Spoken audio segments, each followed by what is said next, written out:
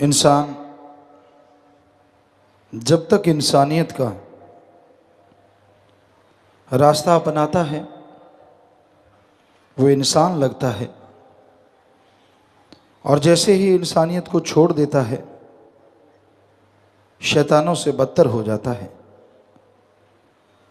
इंसानियत का रास्ता सबसे प्यार मोहब्बत करना, और वो भी बेगर्ज निस्वार्थ,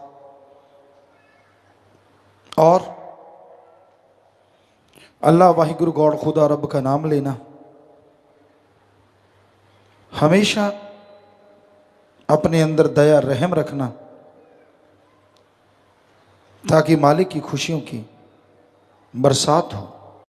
किसी परेशान को, किसी दुखी को देख के जो हंसते हैं, एक तरह से वो भी शैतानों का ही रास्ता अपनाते हैं।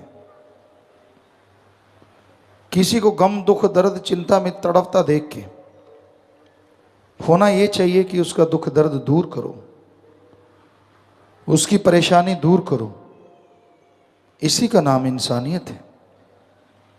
पर अगर किसी को दुख दर्द परेशानी में तड़पता देख के आप ठहाके लगाते हैं, आप उसका मजाक उड़ाते हैं, तो ये शुरुआत है शैतानीपन की। इसलिए अपने अंदर दया रहम की भावना को मरने न दो, हमेशा उसे जिंदा रखो। क्योंकि अगर भावना इंसानियत की होगी तो कर्म भी इंसानियत के जरूर करोगे। और इंसानियत के कर्म ही परमात्मा के करीब करते हैं। जो इंसानियत के कर्म करते हैं भगवान उन्हें ही खुशियां देता है।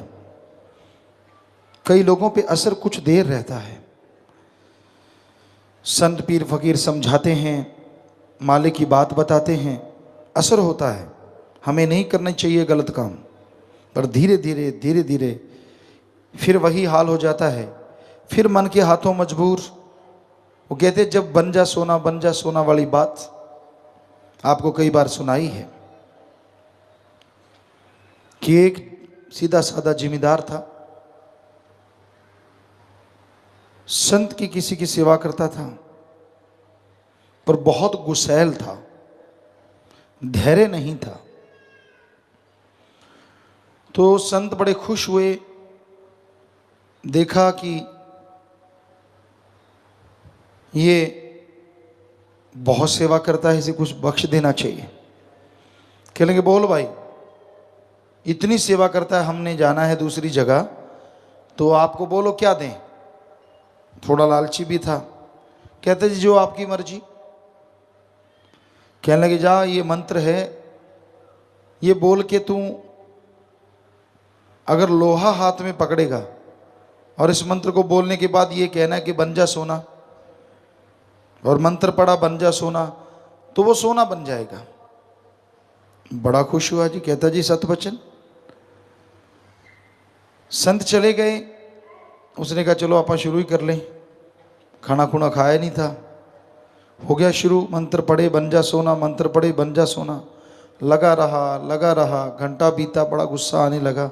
2 घंटे बीते और गुस्सा चढ़ गया, और जैसे 2.5-3 घंटे हुए, गुस्से से बुरा हाल कि लोहे का लोहा ही है, तो मंत्र पढ़ के कहने लगा सोना नहीं तो पित्तल बन जा। और जब निगाह मारी तो वो पित्तल बन गया। दौड़ा संतों के पास कि फलां गांव में है। जा पहुंचा, वो कहते आ भाई भगत। संत मुस्कुराए, कहने लगा जी काहे का मंत्र आपका, मेरा तो लोहे का पित्तल बन गया। कहते मूर्ख तूने क्या बोला था। कहता जी मैं तो 3 घंटे से यही लगा हुआ था, मंत्र पढ़ के बन जा सोना बन जा सोना। कहते अच्छा पक्की बात। कहता लास्ट में गुस्सा आ गया मुझे कि सोना तो बनता नहीं। मैंने कहा सोना नहीं तो कम से कम पित्तल ही बन जा। संत कहते हो मूर्ख, बस एक बार तू और बोल देता ना बन जा सोना, तो ये सोना बन जाता। तो ऐसा ही हाल है कलयुगी जीवों का। पीर फकीर समझाते हैं, वचन बताते हैं, मानता है, चेंज करता है, अपने आप को बदलता है। बस फिर जैसे जैसे थोड़ा समय बीतता है वही वही ढाक के 3 बात, वहीं पहुंच जाता है और वही हरकतें शुरू कर देता है, वही सारा कुछ। जब लगता है कि ये सोना बनने वाला है, चलो वो तो पित्तल बन गया, आप तो कभी तो समझो अपने आप को, छोड़ दो बुरी आदतें, छोड़ दो गलत आदतें, वाकई सोना बन जाओगे, वाकई मालिक के प्यारे बन जाओगे और वाकई मालिक से खुशियां पल पल पाओगे।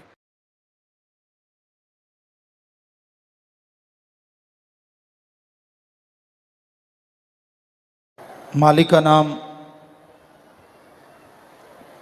हर जगह, हर समय, हर पल होता रहता है। भागों वाले, नसीबों वाले मालिक के नाम को पकड़ पाते हैं, यानी वो आवाज, अनहद बाणी हर समय, हर जगह होती रहती है। उस अनहद बाणी को, धुर की बाणी को, उस हरि रस अमृत आबो हयात को देख सकता है, चख सकता है कोई जो संत पीर फकीरों के वचनों पे अमल करता है। भाग्यशाली होते हैं वो जीव जो संत पीर फकीर की बात को सुन के अपनी जिंदगी में अमल किया करते हैं, ईश्वर का नाम जपते हैं, ईश्वर की बनाई सृष्टि से निस्वार्थ भावना से प्यार करते हैं और बेगर्ज सेवा हमेशा कमाते रहते हैं। गर्जी प्यार संसार में बहुत है, लेकिन जो बेगर्ज मोहब्बत करते हैं वो मालिक के आशिक होते हैं। एक बार परमपिता परमात्मा से दोस्ती मित्रता जिसने कर ली, जो जिंदगी भर फिर उसे नहीं तोड़ते, उनकी जो पीढ़ियां गुजर गई, बाप दादा परदादा और भी आगे से आगे सैकड़ों पीढ़ियों का, जब वो ओढ़ निभा के जाता है, उद्धार कर जाता है।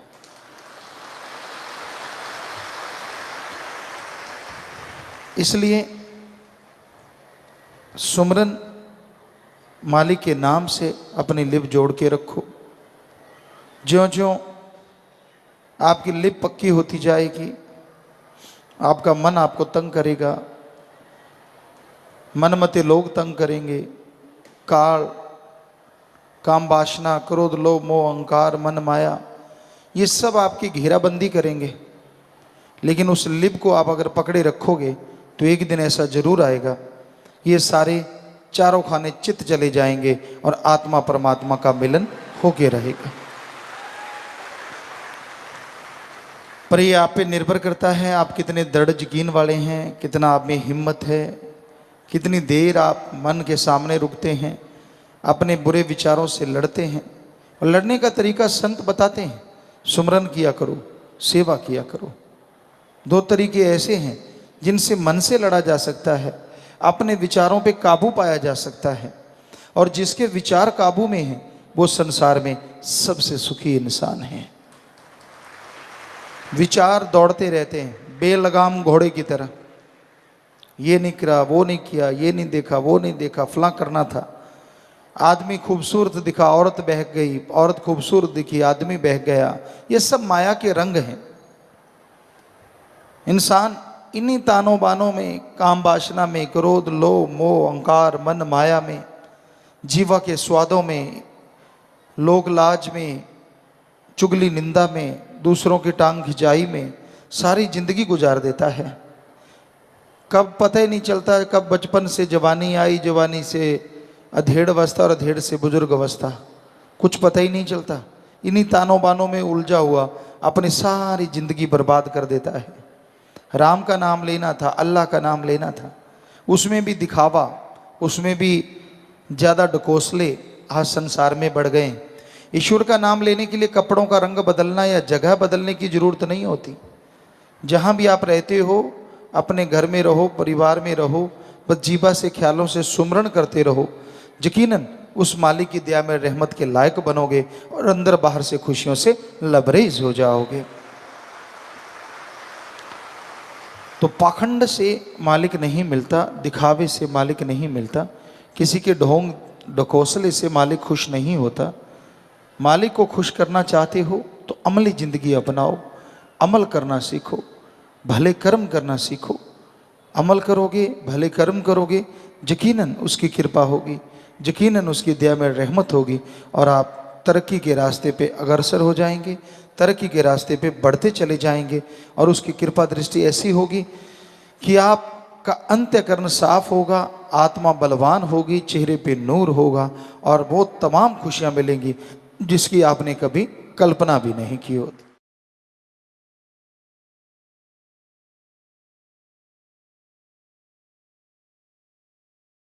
सत्संग ऐसी जगह, यहाँ आने से असीम सुख मिले, आत्मा का चैन मिले, वो करार मिले जिसके लिए मनुष्य शरीर मिला है, वो परमानंद मिले जिसकी कल्पना नहीं की जा सकती। तो उस परमानंद को पाने के लिए, परम पिता परमात्मा की वो तमाम खुशियां हासिल करने के लिए यह जरूरी है कि इंसान सत्संग करे, सुने और सुन के अमल करे। वचनों को सुनना, उस पे चलना बहुत बड़ी बात है। सत्संग में आने से संचित कर्म कट जाते हैं, सत्संग में आने से परमानंद मिलता है। पर कोई सुन के अमल कर ले तो नए कर्म बन जाते हैं और मालिक की तमाम खुशियां मिल जाती हैं जिसके बारे में कभी सोचा भी नहीं होता। अलग अलग संग है, अलग अलग सोहबत है इस संसार में। ठग हैं, डाकू हैं, चोर हैं, जुआरी हैं, नशेड़ी हैं। जिसके भी पास बैठते उसको कहते हैं संग करना, कि जैसा आप संग करते हैं वैसा रंग लाजमी चढ़ जाता है। बुरे का संग ना करो, लोभी लालची का संग ना करो, ठगी बेईमानी भ्रष्टाचारी का संग ना करो। संग करना है नेक भले पुरुषों का संग करो और सर्वोत्तम संग सत्संग करो, ताकि मालिक की दृष्टि आप पे पड़े और उसकी दया में रहमत से अंदर बाहर से आप उसके दर्शन कर पाए। उसके नूरी स्वरूप के दर्शन करने से क्या होता है? दुनिया में रहते आपको जो भी स्वाद, इंद्रियों के भोग विलास, जीवा का स्वाद जो भी अच्छा लगता है, करोड़ों अरबों गुना उसका स्वाद ज्यादा है। दुनियावी स्वाद, जीवा या इंद्रियों का भोग विलास क्षणिक होता है, कुछ देर का होता है। लेकिन राम, अल्लाह, वाहिगुरु, ईश्वर का जो स्वाद है, एक बार आ जाए तो वो परमानेंट कायम रहता है। तो सत्संग सुन के अमल करने से उस परमानंद को आप पा सकते हैं, उस लज्जत को हासिल कर सकते हैं। बस वचनों पे अमल करना है, वचनों को मानना है। वचनों को मानते हुए, सत्संग पे अमल करते हुए अगर आप आगे बढ़ोगे तो यकीनन मालिक की दया में रहमत होगी और अंदर बाहर खुशियों से आप माला माल हो जाओगे।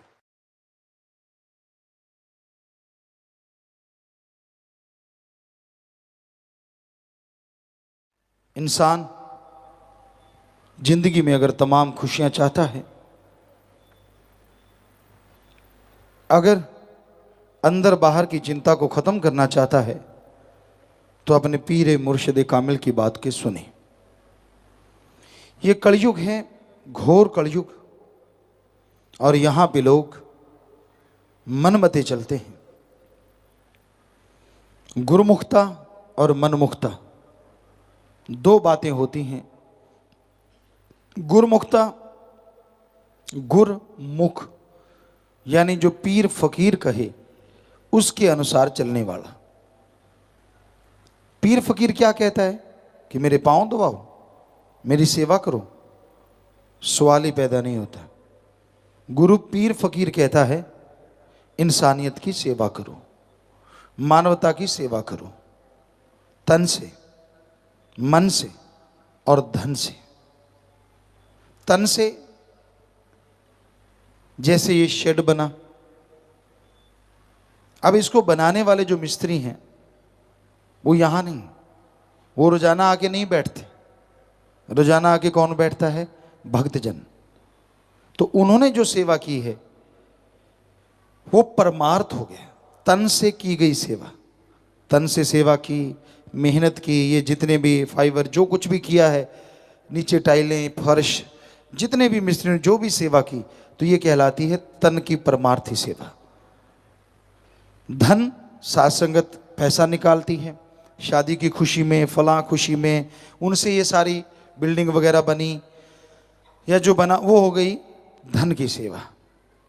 और आपसे मालिक करवा रहा है मन की सेवा, जो आप बैठ के सुनते हैं अल्लाह वाहिगुरु राम की चर्चा। तो ये एक उदाहरण है कि इसी जगह पे तीनों सेवाएं हुई हैं, तन, मन और धन। तो ये है तीन तरह की सेवा। आदमी सोचता कैसी होती है वो सेवा, यही होती है जो आपको बताया है।